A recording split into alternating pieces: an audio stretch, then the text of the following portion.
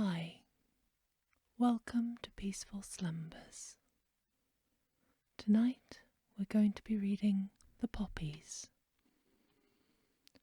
Find yourself a cozy place, settle down, close your eyes and listen.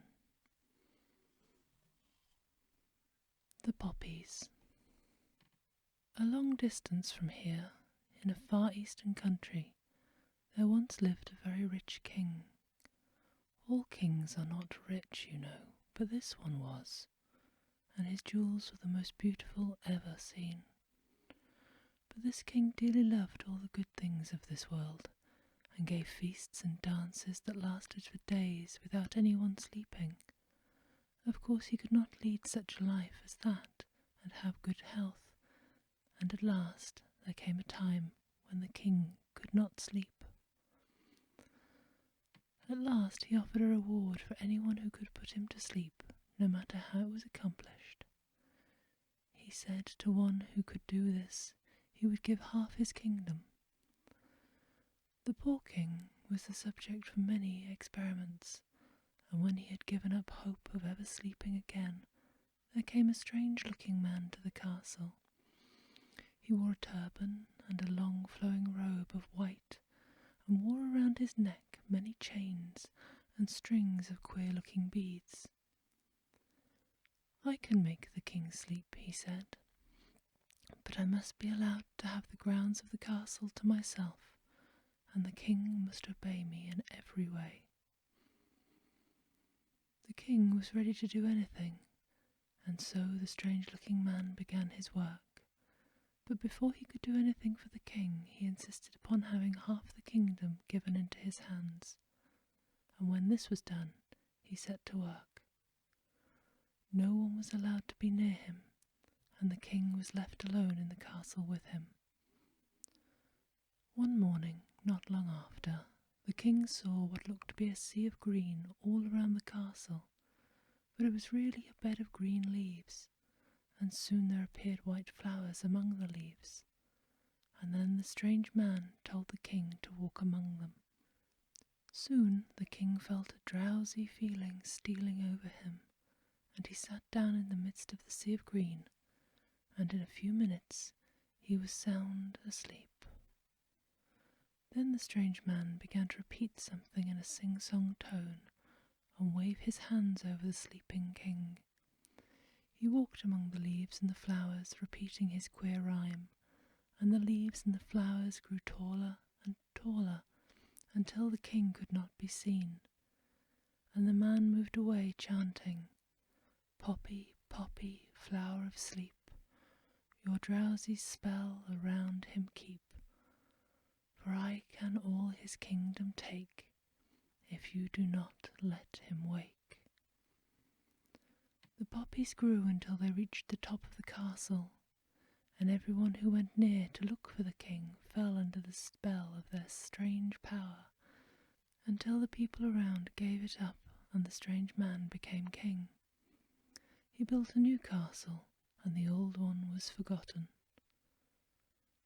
All went well with the new king until a young man called at his castle and asked him about the old king, and the servants told him how the strange flowers had grown around the castle and no one could go near, and that everyone thought the old king was dead.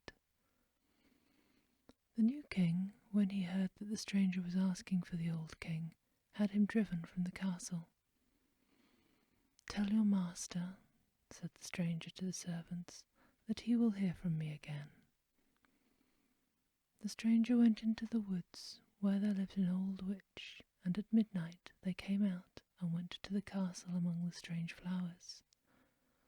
The witch held her hands high over her head and waved them up and down, saying, "Poppy, poppy, sleepy flower, now I have you in my power. I would have you sure to grow, until the sleeping one you show." Down came all the tall flowers and bushes until the young man cried out, "Here he is!" and then the flowers ceased to grow smaller. The witch knelt beside the sleeping king and whispered in his ear, Awake, good king, 'tis break of day, and drive the false king far away. The king opened his eyes and looked at the witch and the young man beside her. "What has happened?" he asked. "I will leave you to tell him," said the witch. "The sun is up, and I must go." "When you offered to give half your kingdom to the one who could make you sleep," said the young man, "I set out for your castle with a box which contained a strange flower that had the power to make people sleep. But it had to be used with the greatest care, and I alone knew the secret of using it, and for it was given to my grandmother by an old witch doctor.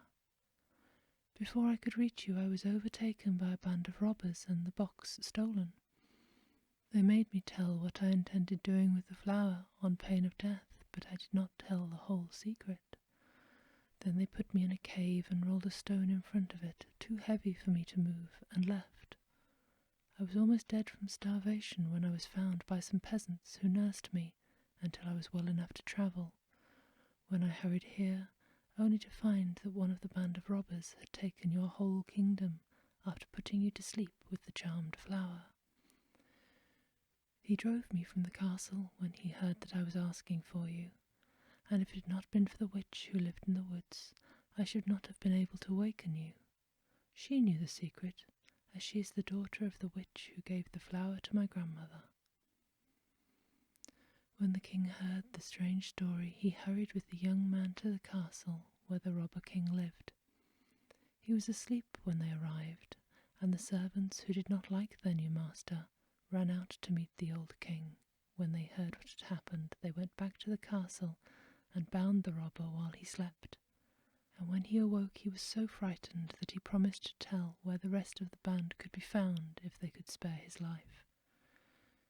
This they promised to do, and the country was rid of these bad men, for they were put on a ship and made to work the rest of their lives. The king was so grateful to the young man who rescued him that he made him his heir, and when the king died, left him his kingdom. Peaceful slumbers. Sleep sweet,